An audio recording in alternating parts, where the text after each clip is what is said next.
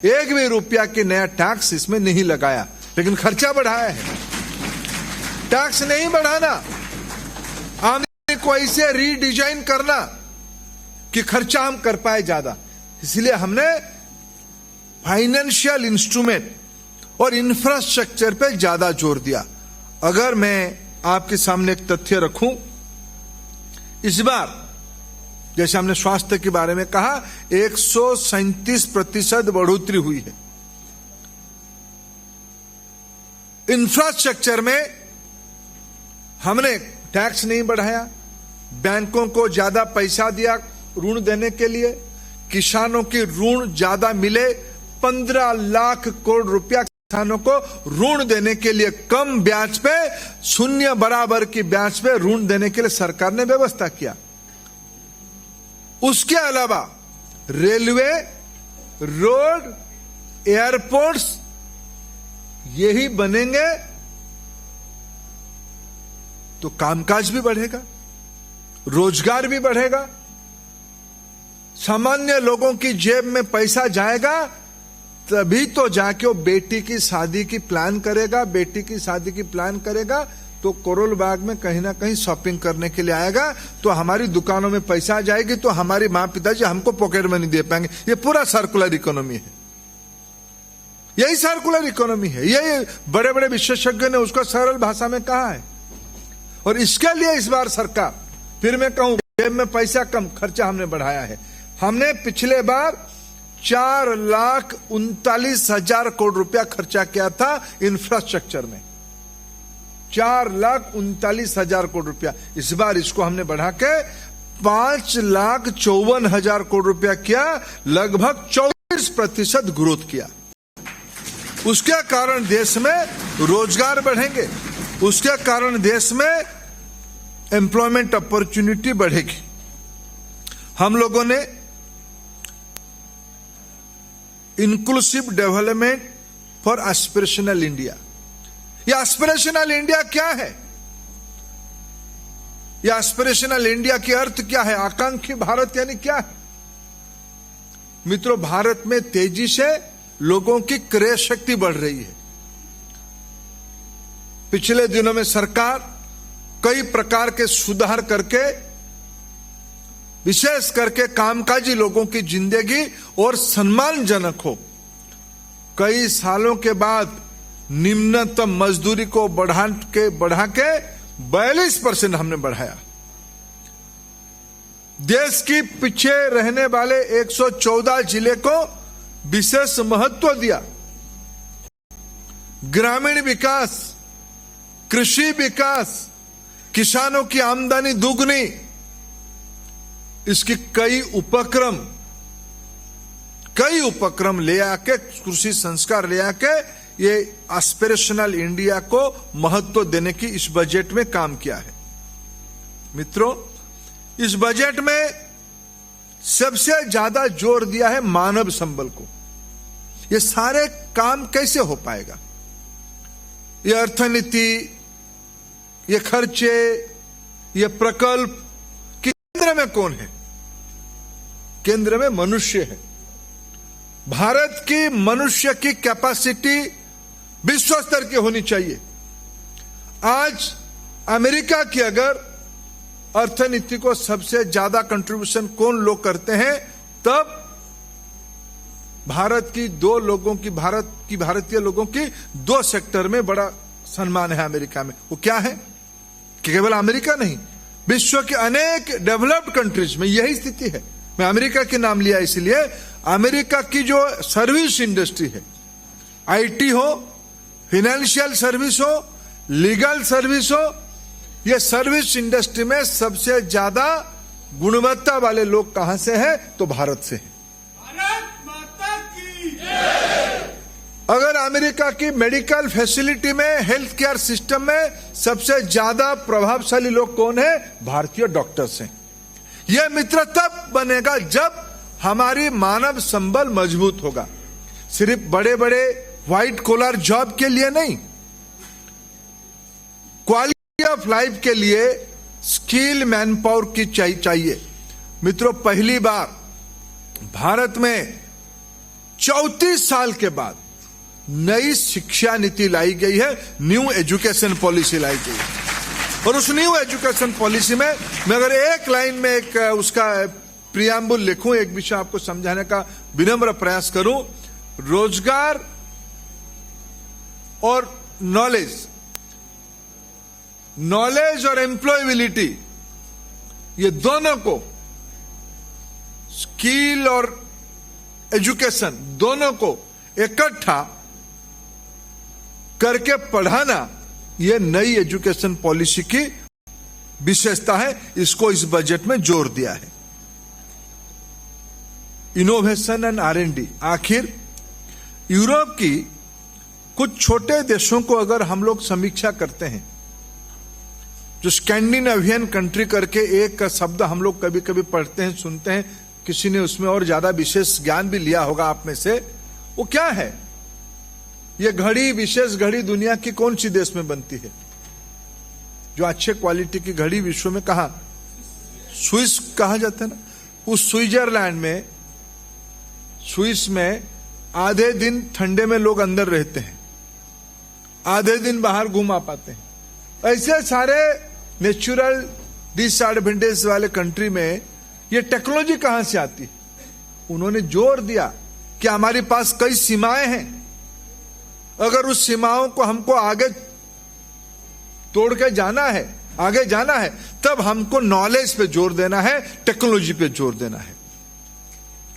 कोई भी अर्थनीति तब मजबूत होगा जब उस देश के नौजवान टेक्नोलॉजी पे, इनोवेशन पे जोर देगा।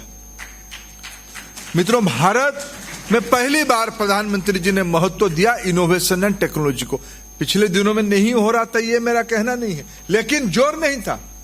50,000 करोड़ रुपया की वित्तीय प्रबंधन इस बजट में किया गया है रिसर्च एंड डेवलपमेंट के लिए, इनोवेशन और नए टेक्नोलॉजी के लिए। यह युवाओं की अपेक्षा की विषय है।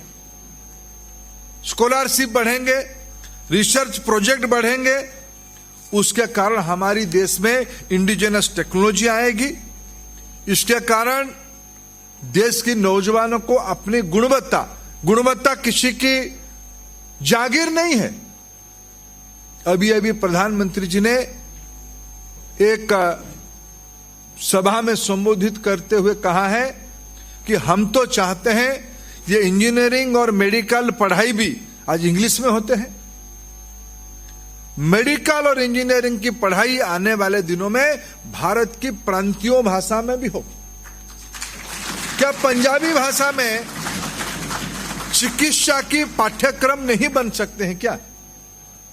अगर इतिहास की अनुवाद होके बन सकता है, इतिहास बन सकता है, क्या यह इंजीनियरिंग और हमारे वहां जो पुराने, मैं आपको एक बात कहूं, भारत में अनेक प्राचीन मंदिर है।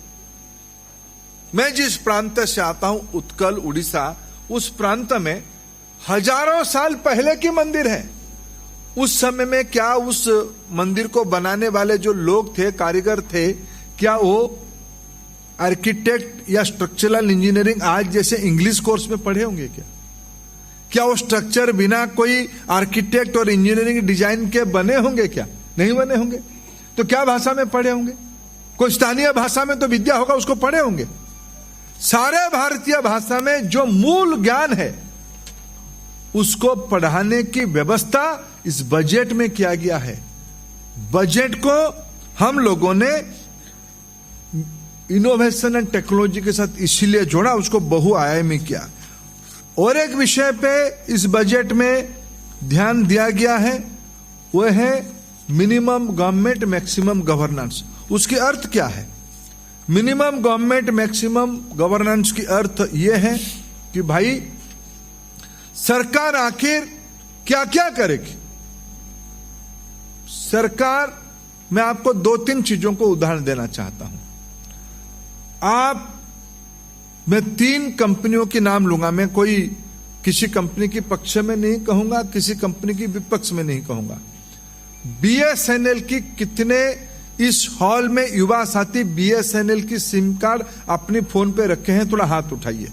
BSNL की एक मैं देख पा रहा हूं। BSNL हाँ, एयरटेल एक साइजेबल संख्या में रखिए, वोडाफोन उतना ही संख्या में, जियो सबसे ज्यादा देती है। अच्छा, अभी Air India, IndiGo, SpiceJet, इन तीनों के अंदर सबसे सस्ता टिकट किसकी है? यही दो विषय पे नया भारत दिखती है। एयर इंडिया और बीएसएनएल दोनों ने आजादी के उपरांत भारत में ढांचा खड़ा करने के लिए गजब का काम किया, गजब का काम किया। अगर एयर इंडिया और बीएसएनएल काम नहीं करते तो भारत में शायद संचार और विमान सेवा यह ढांचा नहीं बनता। लेकिन क्या मित्रों,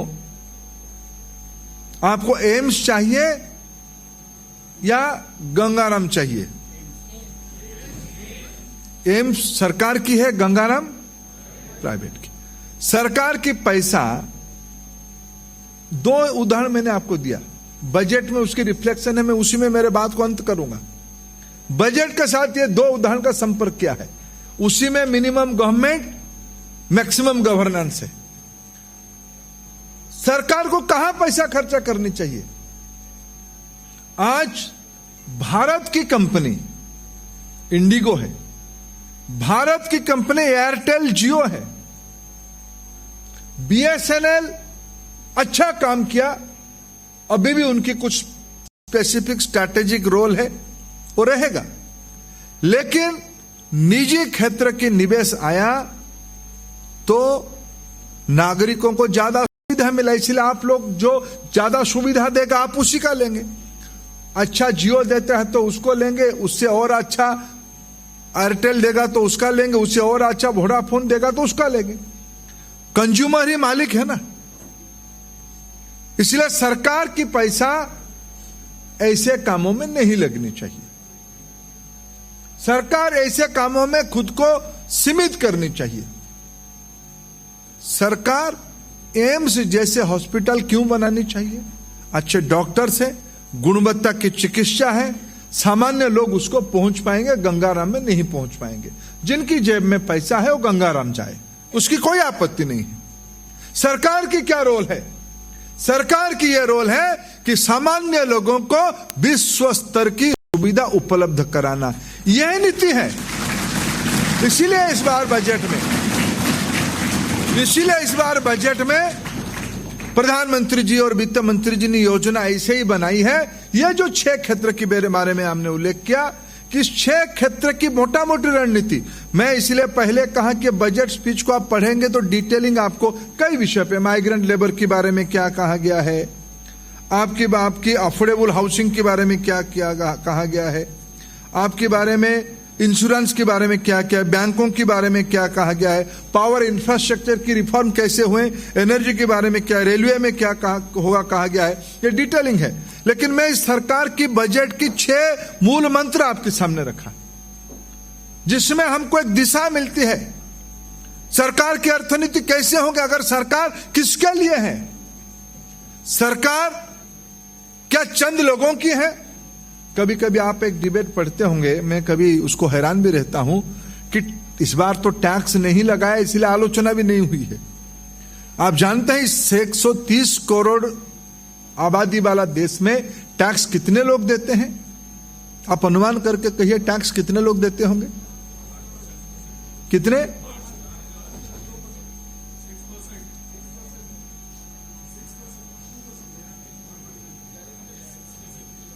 हाँ, डायरेक्ट टैक्स ही कह रहा हूं। 130 करोड़ की 6 करोड़ 6% होती है, उससे कम होते हैं, उससे कम होते हैं।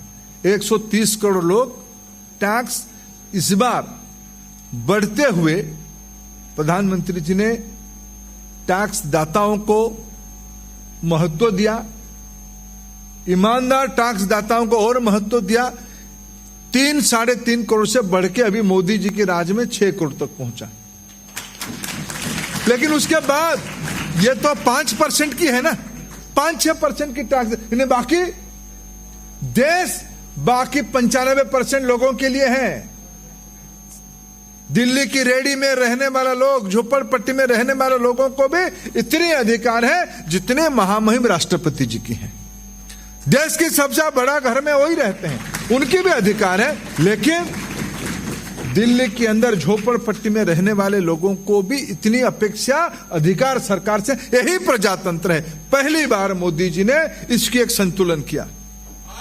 इसी को आगे ले जाने के लिए, इसको आगे ले जाने के लिए उन्होंने कहा आत्मनिर्भर भारत बनाएंगे। बजट की मूल आउटकम क्या कहा? आत्मनिर्भरता बनाना, वोकल फॉर लोकल होना। उन्होंने कहा, मैं आपको उनकी बातों को दोहराता हूं। कल दीनदयाल उपाध्याय जी की बलिदान दिवस था, समर्पण दिवस था हम सभी के लिए। कल दीनदयाल जी की हत्या हुई थी दशकों पहले। कल उनकी बलिदान दिवस पे प्रधानमंत्री जी ने फिर दोहराया, पहले भी कहा है। आप सब लोग, मैं आप सबको निवेदन करता हूं, आज शाम को जाके एक विषय को घर में रखना, वो बजट के साथ संपर्क है। ऐसे एक नोटबुक लेना, खाता बही करना, और उसमें घर में सारे सदस्यों की प्रतिदिन लगने वाले आवश्यक चीजों को लिखना। उठते हैं तो दांत मंजन करते हैं, ब्रश किसका है, टूथपेस्ट किसका है, से लेकर रात सोने तक जो क्रीम हम लगाते हैं रात को सोते सोते, उस तक दिन भर में सारा उपयोग की व्यवस्था सारे को लिखना। अगर उसी की हम जितना ज्यादा भारतीय कंपनियों से उत्पादित चीजों को खरीदे, उतने गरीबों के घर में रोजगार जाएगा। इसी बजट में उसी का एक प्रेरणा है। मित्रों, मैं मेरे बात को इसी विषय पे विराम देता हूं। 60 की दशक में देश को एक चुनौती आई थी। विदेशियों ने आक्रमण किया भारत को। देश की प्रधानमंत्री उन दिनों में लाल बहादुर शास्त्री होते थे। उन्होंने शत्रु को पराजित करवाया। उस समय में देश की उत्पादन कम होती थी, खाद्यान्न का अभाव था। हम अमेरिका जैसे देश से सड़ी हुई गेहूं खरीदना पड़ता था हमको, PL 420। ये गेहूं हम लोग अमेरिका से सड़े हुए गेहूं हम खरीदते थे। शास्त्री जी ने एक आह्वान किया कि देश के नागरिक, देश में खाद्यान्न के अभाव है, युद्ध चल रहा है, आप एक वक्त की खाना छोड़ दो, सोमवार की शाम को खाना छोड़ दो। देश की जनता ने शास्त्री जी को मानते हुए देश के लिए एक वक्त की खाना छोड़ दिया, उपवास रखा। और देश के किसानों ने उस चुनौती को स्वीकार करके आज हमारे देश में तो इतना अन्न की भंडार भरा पड़ा है। मोदी जी ने 80 करोड़ लोगों को 8 महीने तक मुफ्त में खाद्यान्न देने के बाद देश आराम से चल रहा है। इतने खाद्यान्न हमारे देश में। मित्रों, आज ऐसे ही इस बजट में प्रधानमंत्री जी ने पिछले दिनों में 27 लाख करोड़ रुपया खर्चा किया गया है। हमारी GDP की लगभग 13%, 13% of our GDP, 27 lakh crore रुपया खर्चा करके आत्मनिर्भर भारत बनाने के लिए योजना बनाई है। वो बजट से संपर्कित है। और यह आत्मनिर्भर भारत केवल 130 करोड़ लोगों के कल्याण के लिए नहीं। अगर भारत में सस्ता दवाई मिलती है तो कोरोना में ध्यान में आया, विश्व अमेरिका जैसे देश हमारी सस्ते दवाई को निर्भर किए। अगर भारत में सस्ते वैक्सीन बनती है तो न केवल भारत, विश्व के लोग उस वैक्सीन को अपेक्षा करते हैं। आत्मनिर्भर भारत यानी संपूर्ण विश्व, इसी के नाम है वसुधैव कुटुंबकम, विश्व मेरा परिवार है। यही कल्पना में भारत की बजट इस बार बनी है। मैं चाहता हूं युवा मोर्चा जो नौजवान की रोजगार बारे में चिंता करती है, देश की अर्थनीति से सबसे ज्यादा प्रभावित होती है, देश की शिक्षा नीति जिसको प्रभावित करता है, ऐसे युवा वर्ग भारत में ये नया ऑर्डर के ऊपर, न्यू ऑर्डर जो भारत में निकला कोरोना उपरांत, भारत विश्व की अव्वल नंबर की देश होना तय है। हम लोग उसकी गिलहरी बने। हम लोग थोड़ा थोड़ा सेतुबंध तो निर्माण शुरू हो गया है, देश के नागरिक उसकी काम में लग गए हैं, लेकिन युवा शक्ति उसमें थोड़ा थोड़ा बालू झाड़ के गिलहरी की भूमिका निभाए। युवा मोर्चा को अनेक अनेक धन्यवाद। भारत माता की जय।